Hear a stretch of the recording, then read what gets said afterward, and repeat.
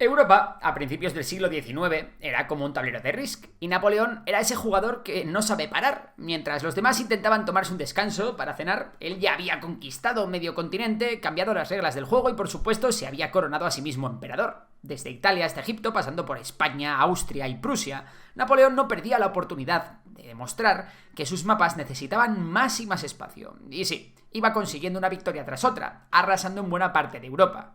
¿Qué podría salir mal? Pues todo. Pero no nos adelantemos. Un buen día Napoleón miró hacia Rusia y pensó que invadirla era una buena idea. Y hoy en Memorias de Pez os lo vamos a contar. ¿Por qué Napoleón quiso dirigirse a Rusia? ¿Qué pasó? ¿Qué salió mal? Pues ojo, que esta historia que le llevó a tomar Moscú no tiene desperdicio. Bueno, nos vamos a ir un poquito más atrás. Después de la aplastante victoria de Napoleón sobre los rusos en la batalla de Friedland en 1807, parecía que el emperador francés había logrado lo imposible. Sí, sentar al zar Alejandro I a negociar. Así nació la Alianza Franco-Rusa, sellada en los tratados de Tilsit, en el que Rusia se comprometía a unirse al bloqueo continental, que no era otra cosa que el embargo económico que Napoleón había impuesto para asfixiar al Reino Unido, su principal enemigo. Además, aceptaba la existencia del Gran Ducado de Varsovia, un nuevo estado títere francés construido sobre antiguos territorios polacos justo en la frontera con Rusia. A cambio, Napoleón ofrecía apoyo diplomático y militar a Rusia en sus conflictos con el Imperio Otomano y permitía su expansión hacia Finlandia, que entonces era parte de Suecia.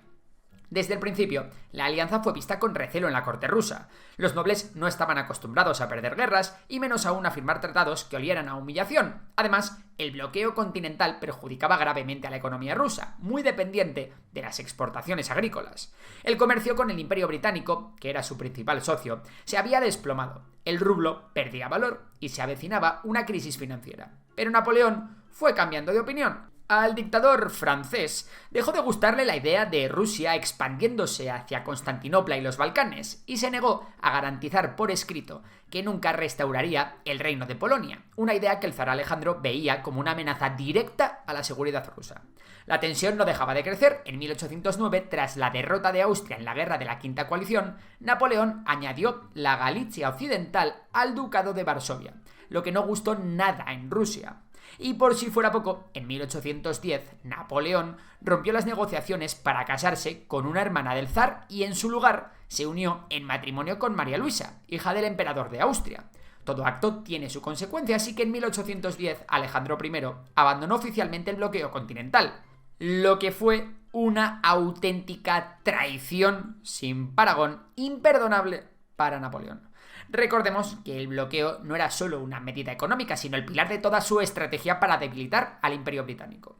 Volados todos los puentes, entre Rusia y Francia en 1812, Napoleón organizó la mayor campaña militar de la historia europea hasta ese momento, la invasión de Rusia. ¿El resultado? Pues vamos a decir que salió regular, tirando fatal. A ver, debemos dejar claro que Napoleón no quería conquistar Rusia en su totalidad, aunque no le hubiese importado. Pero su objetivo era obligar a Alejandro a volver al bloqueo, reafirmar su dominio sobre Europa y proteger el flanco oriental del imperio, el cual estaba amenazado por la ruptura del equilibrio que había supuesto la ruptura con Rusia. Bueno, el caso es que Napoleón se dirigió a Rusia. ¿Y qué pasó? Cuando Napoleón cruzó el río Niemen el 23 de junio de 1812 para invadir Rusia, lo hizo al mando de la mayor fuerza militar que Europa había visto hasta ese momento, la Grande Armée. La cifra más aceptada entre los historiadores oscila entre 450.000 y 685.000 hombres, aunque solo una tercera parte de ellos eran franceses. El resto provenía de todo el continente: polacos, italianos, bávaros, sajones, holandeses, incluso españoles. Un ejército multilingüe y multicultural al servicio del emperador.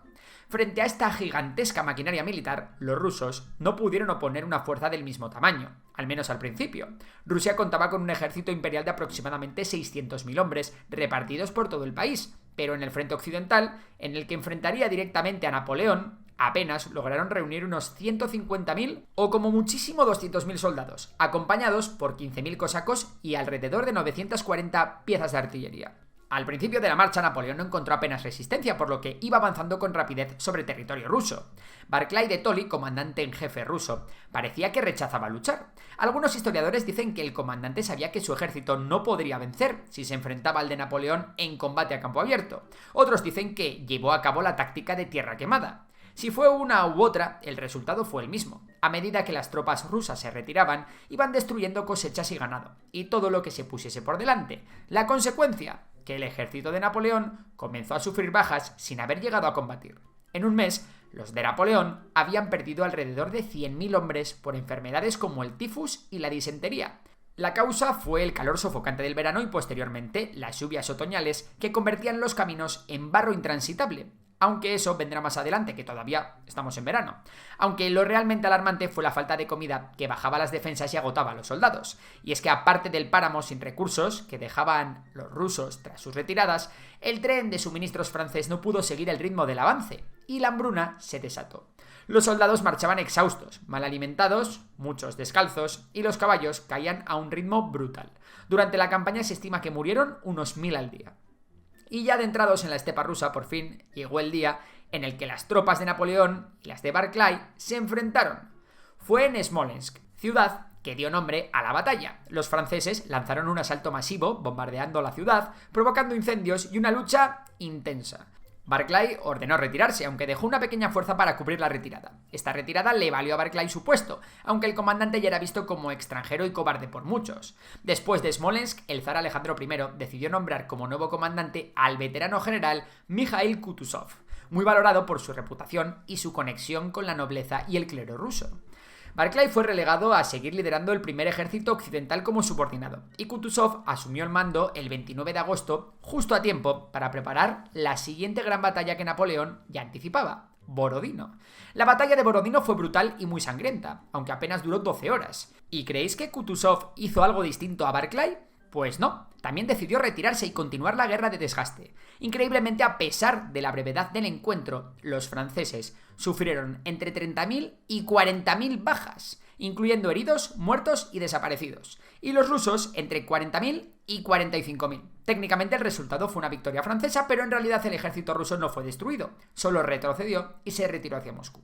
Y hasta allí se dirigió Napoleón, a Moscú. Llegó el 14 de septiembre, a una ciudad fantasma donde solo quedaban entre 6.000 y 15.000 personas de una población original que superaba los 275.000 habitantes. Esa misma noche comenzaron los incendios. Sorpresa para nadie a estas alturas de la historia, ¿verdad? Bueno, aunque Napoleón culpó al gobernador Rostopchín, hoy se piensa que los fuegos fueron causados en parte por patriotas rusos y en parte por saqueadores que aprovecharon la ocasión. Mientras tanto, las tropas francesas se dedicaron al saqueo y Napoleón instaló su cuartel en el Kremlin el 18 de septiembre, cuando el fuego ya había amainado.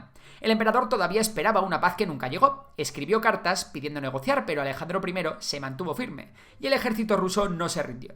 Después de 5 semanas sin respuestas, con escasos suministros y con el invierno a las puertas, Napoleón ordenó la retirada el 19 de octubre.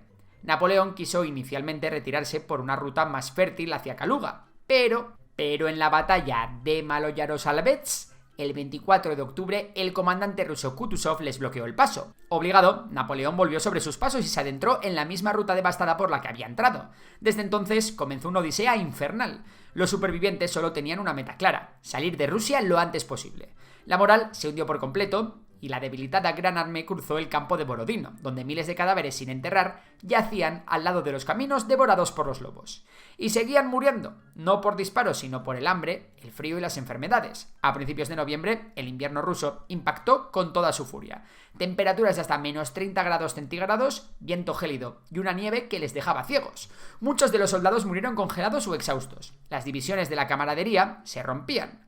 Se llegaron a pagar luises de oro por sentarse cerca del fuego, y estallaron peleas por la comida y el agua. Incluso hay testimonios confirmados por historiadores de casos de canibalismo entre los más desesperados. Desde Borodino llegaron a Smolensk. Al abandonar Smolensk, la retaguardia francesa se enfrentó en la segunda batalla de Krasnoy a las tropas rusas, con el mismo resultado: más bajas. Días más tarde, Kutuzov se organizó con otros comandantes para acercar a Napoleón con el fin de aplastar los restos del ejército francés. Sin embargo, el ejército francés consiguió escapar a costa de dejar atrás decenas de miles de bajas, casi toda su artillería y sus carros. Finalmente los franceses cruzaron el Niemen y consiguieron salir de Rusia, pero para entonces ya no eran el gran ejército que había entrado meses antes, sino un puñado de hombres famélicos y enfermos. Y si os preguntáis qué pasó con Napoleón, bueno, pues él huyó el primero. El 5 de diciembre abandonó a su ejército para regresar a París, dejando al mando a Murat y después a Ney. El resultado, la Gran Armée regresó hecha cenizas y escombros. De los entre 450.000 y 600.000 hombres que habrían cruzado el Niemen, apenas entre 20.000 y 30.000 lograron salir vivos de Rusia.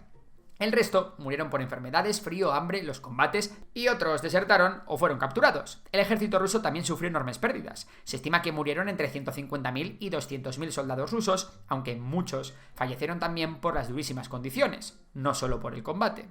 Esta campaña fue el fin de la leyenda invencible de Napoleón. Hasta entonces Europa lo había tenido como un genio militar imparable. Después de Rusia los mitos se derrumbaron. A raíz de esto en Rusia surgió un nuevo patriotismo. Y es que la invasión generó una conciencia nacional inédita. La guerra fue vista como una defensa de la Rodina, que en ruso significa la patria, convirtiéndose en la primera gran guerra patriótica. Y hasta aquí el vídeo de hoy. Si te ha gustado ya sabes que puedes dar like, suscribirte y nos vemos en próximas entregas. Por lo demás un saludo y hasta la próxima.